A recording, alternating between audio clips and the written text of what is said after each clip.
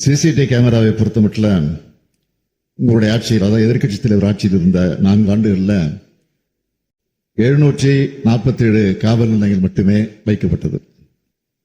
ஆனால் திமுக ஆட்சியில் 831 காவல் நிலையங்களில் சிசிடிவி கேமராக்கள் நிறுவப்பட்டன. கடந்த ஆட்சியில் மாநிலம் முழுவதும் 1,41,729 கேமராக்கள் வைக்கப்பட்டது என்றால், இப்போது திராவிட மாடல் அரசு ஆட்சியில 1,87,713 கண்காணிப்பு கேமராக்கள் வைக்கப்பட்டுள்ளன.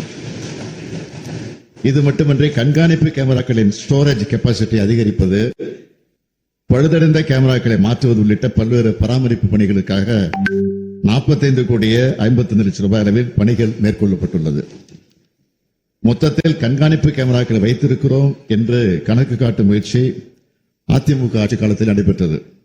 ஆனால் திமுக ஆட்சியிலே கண்காணிப்பு கேமராக்களை வைப்பது மட்டுமின்றி அவற்றை முறையாக பராமரித்து குற்றத்தடுப்பு நடவடிக்கைகளுக்கு பயன்படுத்தும் தீவிர முயற்சிகளை இந்த அரசுதான் எடுத்துள்ளது என்பதை நான் தெரிவித்துக் கொள்கிறேன்.